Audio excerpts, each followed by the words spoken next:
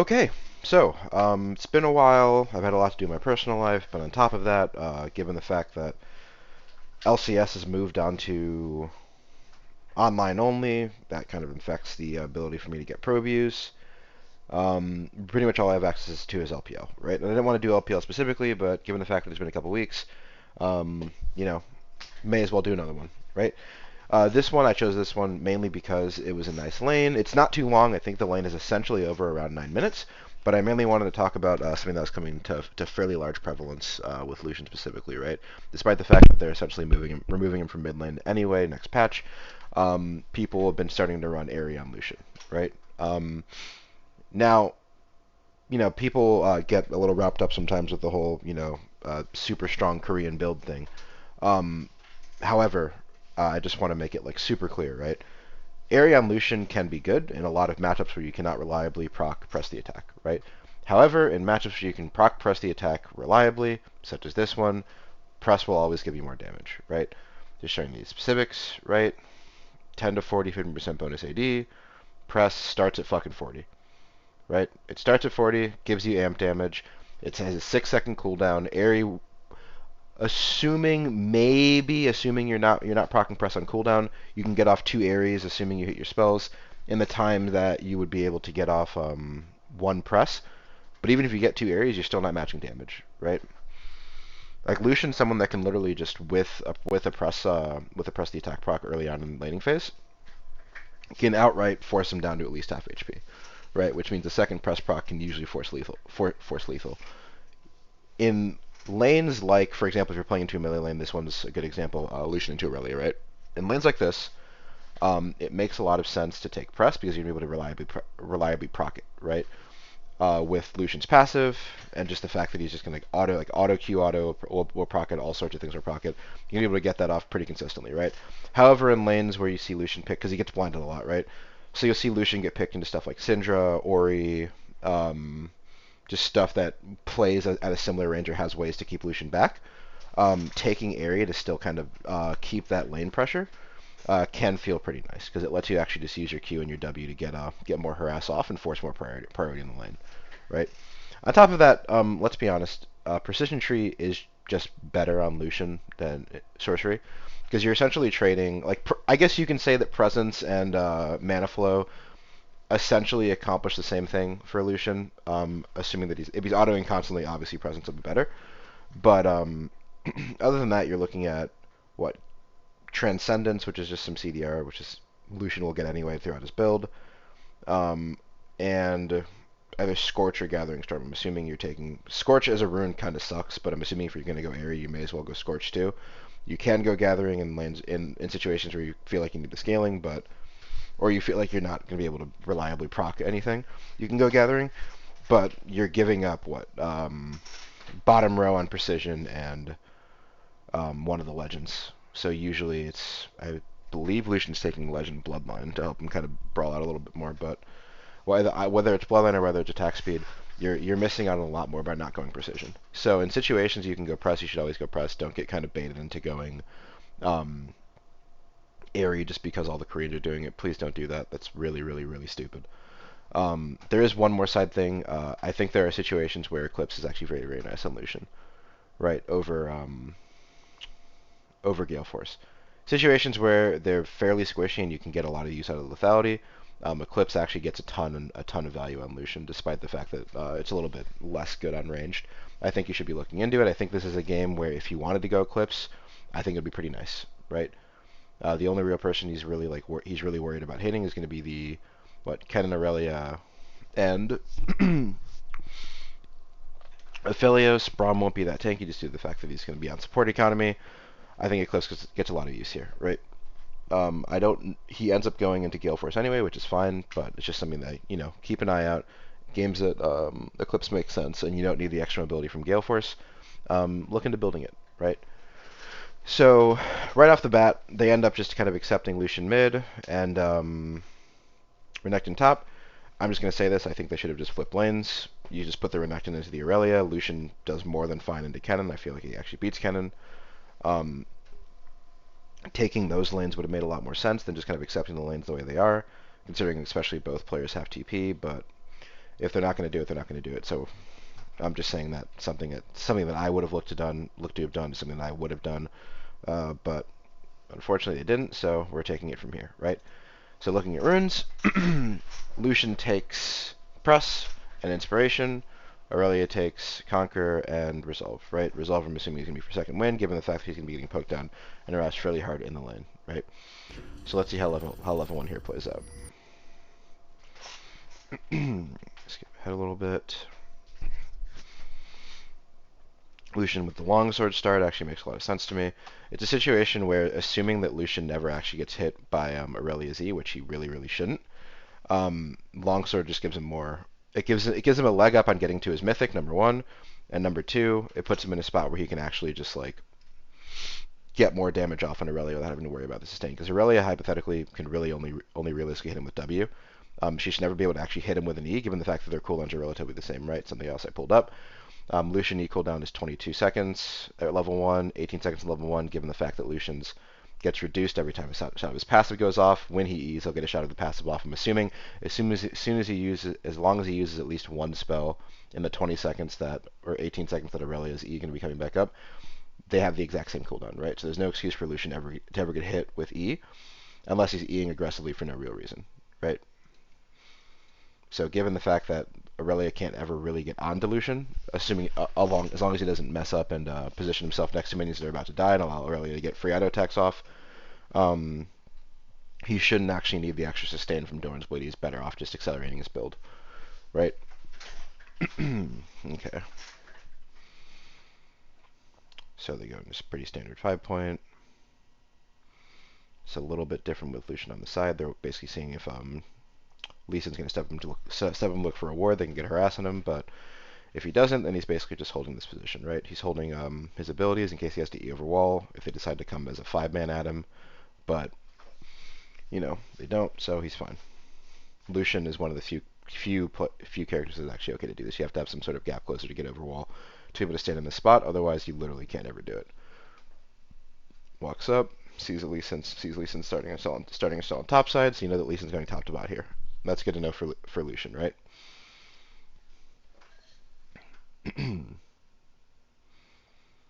Alright.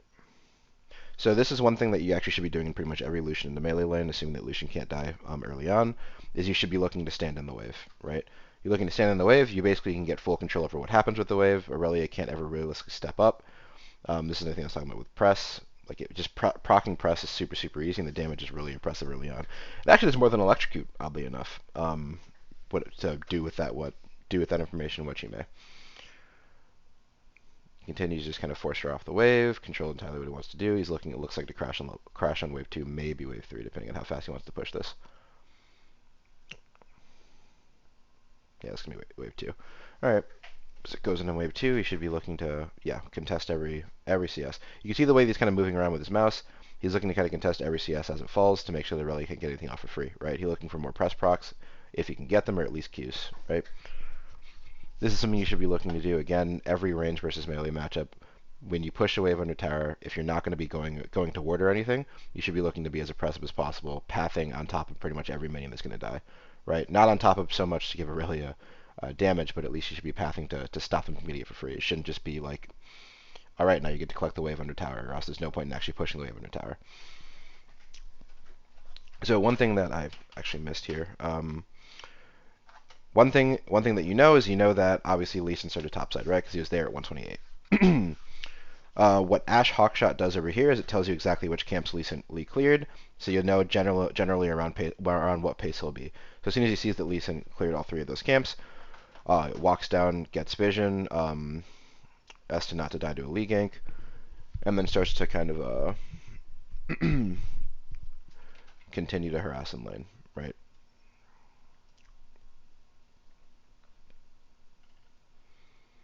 Now, once he blows his E here, knowing that Lee Sin is on bot side, knowing that Diana can't really possibly help him, given the spot that she is in is clear, he kind of looks to concede the wave. The wave is going to start to slowly stack for Irelia. At this point, Lucian's job is to kind of stop it from fully crashing so he can force a freeze and look to force out TPs from Irelia, right? So at the very least, what they can do is they can either trade TP or they can just outright TP. like once Lucian gets freeze off, right? It's one thing that I mentioned earlier, considering Lucian's damage early on top of the fact that it's a range v melee matchup.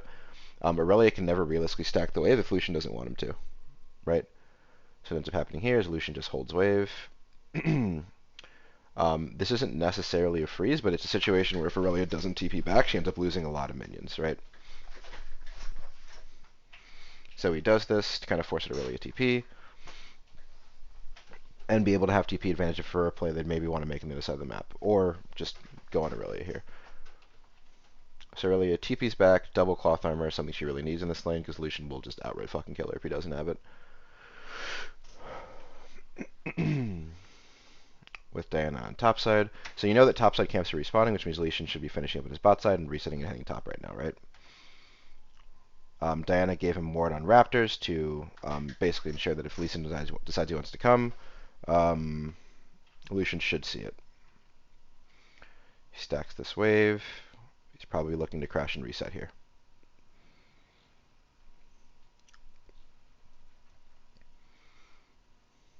Yep. Problem is, though, Diana resets a little bit early. Lucian's showing up on his Raptors over here, which puts Lucian in a spot where he can't actually crash the wave.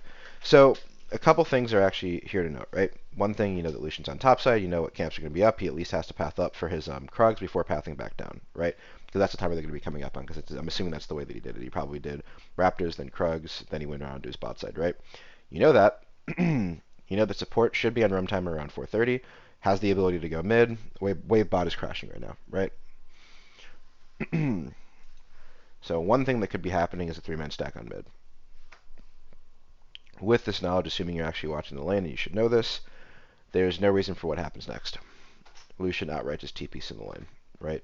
Like I said a second ago, you know that Braum isn't bot, you know they just crashed a wave bot, you know that Aphelios is on reset, meaning that Braum is on roam timer, right? Even if you don't see him here, you should assume that he's coming. As soon as you make the decision to TP here, you're basically just risking TPing back and dying, or at least blowing flash for no reason, right? I know it feels bad to just kind of allow Irelia to hold this freeze and do whatever she really wants with it. But at the end of the day, you don't have the ability to push up and just kind of and force break it, right? You know that Braum can be there. You know that Lee should be there. You need to wait for either your support to come up for you to break it for you, or for your jungler to help you out and actually give you the wards or the actual pressure in lane to help you crash the wave. Just TPing back because you feel like you have to crash the wave does more harm than good, because what puts you in a spot where you're just TPing essentially to die, or at least blow flash ND and not get anything out of it, and have to reset anyway, which puts you in a spot where Irelia just gets 6 and looks to kill you early, right? So exactly what I said ends up happening. For some reason he walks up, and ends up being a mistake. He dies for free, right? Unlucky. So now he has not only is Irelia going to hit 6 first because of what happened with the waves, but on top of this, ooh, he dies too. Yeah. But on top of this, he essentially does the cardinal sin of early landing, which is TPing back and immediately dying. He basically just does an Ascension TP for no real reason. And his jungler continues to end him. So the wave ends up crashing, he ends up missing a lot of golden experience. He still will get pressure in the lane, just given the fact that he's Lucian, but the lane is not what it should be right now, given what was happening previous to that TP. So now we're around 5:30. Everyone just kind of has to recoup their losses. You can no longer contest early Drake because your bot lane doesn't really have control, number one. And number two, your mid lane is now kind of in a spot where they're no longer winning as hard as they should, right? And how many kills? Yeah, Lucian got 2 kills off that exchange. So your next real play to look to contest is perhaps Herald. Until then, stuff continues happening with Lucian E versus Irelia E. As long as Lucian doesn't make a mistake, Irelia can keep fishing for them, but she should never actually hit any of her E's, right? This is just a good rotation. I mean, Lucian's like when we see that Renekton's coming down, what Lucian ends up doing is he ends up slow stacking the wave. He doesn't really look to hard push it. He wants to make sure that Irelia is not under a tower by the time that Renekton gets there, so that they can make this play happen. His whole goal is to stay in range of R. As long as he stays in range of R, they will kill Irelia for free, right?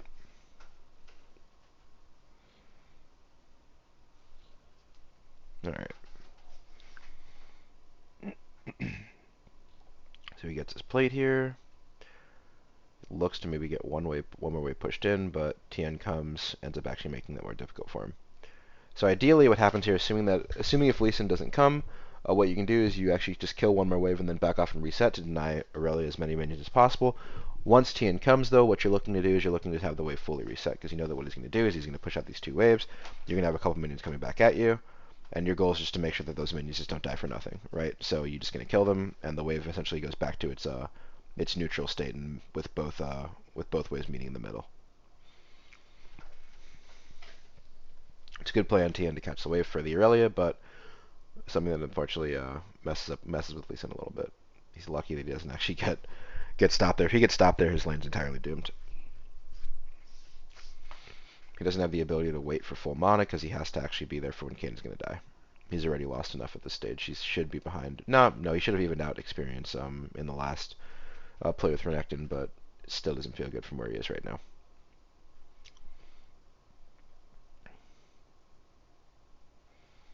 So he gets this.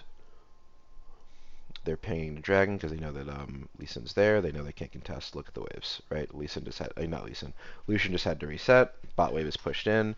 Something that's not really contestable. Your next contest should be on top side here.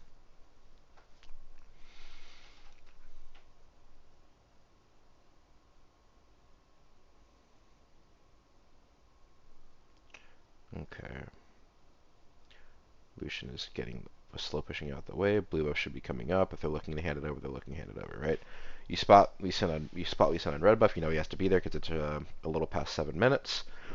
And he started on top side, right? So his red buff respawn should be up there. He should be clearing top to bot again to catch his blue buff on spawn, right? So knowing that, you're assuming that Lucian will either clear his top side and walk to Herald or clear his top side and walk to bot, right? Lucian crashes the wave. They hand over blue. This is basically to ensure that he can have priority when Herald comes up, right? Unfortunately, Lucian just does it. Looks like he does his red, maybe one more camp, and then walks to Herald, right? When you see Kennen get prio on top lane and then walk down, and then Irelia starts fast pushing the wave, Lucian has two options, right?